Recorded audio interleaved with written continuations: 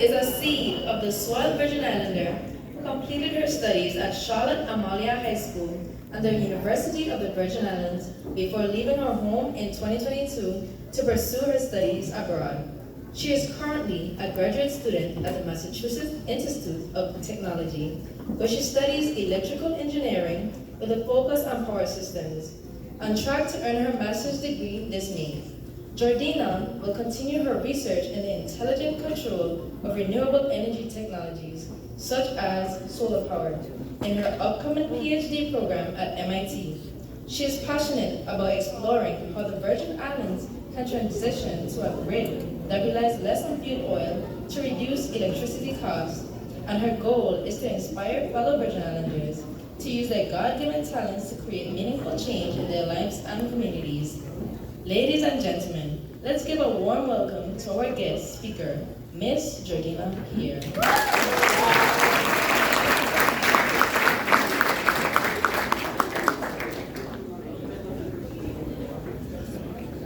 Good night, everyone. So as mentioned, my name is Jordina Pierre, and my job here tonight is to basically encourage every last one of you to embark on something that you're passionate about. So before I do that, I kind of want to get an idea of the audience. Who are the future Virgin Islanders in here? So if you want to be an engineer, just please raise your hand. A pilot, cosmetologist, mechanic, what else? A seamstress, anything like that. But you just have a passion that you really want to embark on, but you may feel like you might not be able to do that here. Just raise your hand. Perfect, so I'm speaking to the right crowd. Okay, so my passion is, or at least when I was growing up, it was to be an electrical engineer. However, I didn't really have anybody that, my great-grandmother wasn't an electrical engineer, or my great-grandfather, or even my brother. So I didn't really know where to go. Why did I want to be an electrical engineer? Well, growing up, Paul was always going out. And yes, but it was possibly worse when I was younger.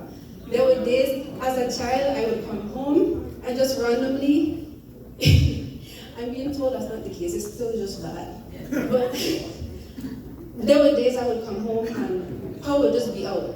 And it became such a norm, like we used to have these little lanterns with the gas, and you have the little light coming out, or your wind up radio.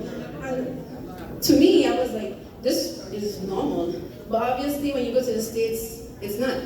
So that's where my passion came from. But like I said, it kind of died out because I didn't have anybody to tell me, take this course, go to this particular school. So I went to Charlotte just taking classes.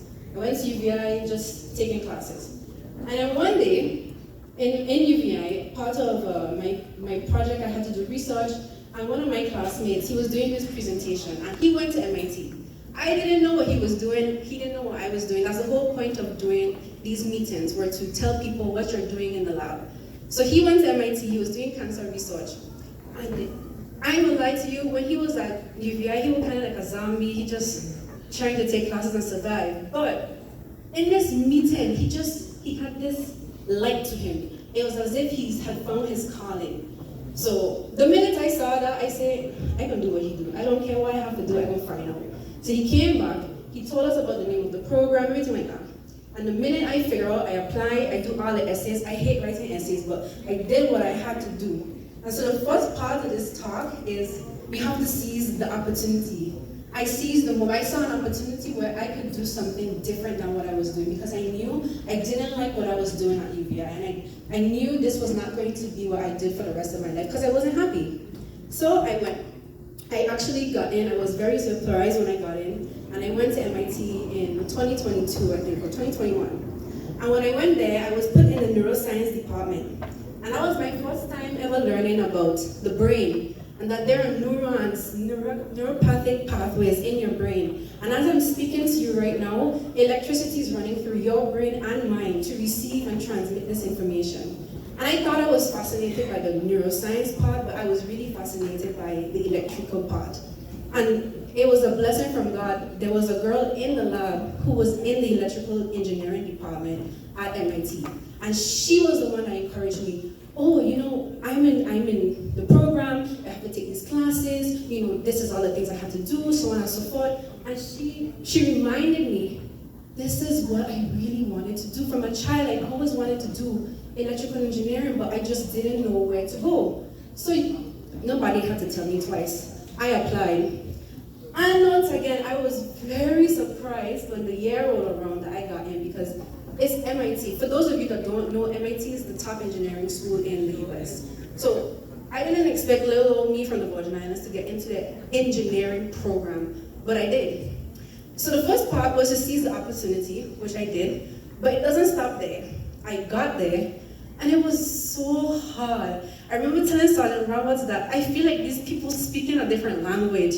They're using these big words like hegemony and vesting, and I'm like, oh my God. I had to put in my notes big words and just write down everything they were saying to try to learn, because it was a lot to try to catch up. And I had to realize, it took me 2 years, but I had to realize where I come from. I come from a small island. We don't have the resources that they have, but that doesn't necessarily limit me to some degree, but that's not the end. I got in. That was the hardest part. Now, the next hard part is to try to catch up, identify where are my weak spots, what am I missing? If I didn't take a particular course, what can I do to catch up, So, it took me a while, but I figured it out. And I realized sometimes you're in a room with so many people, and it looks like you're the only one that has no idea what's going on. Let me tell you a secret. That's not true. Half the time, especially the men, I'm so sorry men, but especially the men in my engineering courses, they will look you in your eye and make you feel like you don't know nothing. And in reality, they have no idea what's going on in class. But the women will be like, girl, you could help me please? And we will work together, and that's honestly how I passed a lot of my classes. So that's one thing I would say to you is the next thing, you can never compare yourself to anybody but yourself. Where are my weak spots? How can I improve and be better than who I was yesterday or who I was last year? So, another thing I learned, mistakes are part of learning. Mistakes are how you become better than who you were before.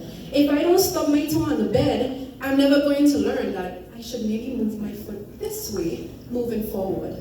So the first part, seize the opportunity. The second part is never compare yourself to anybody but yourself.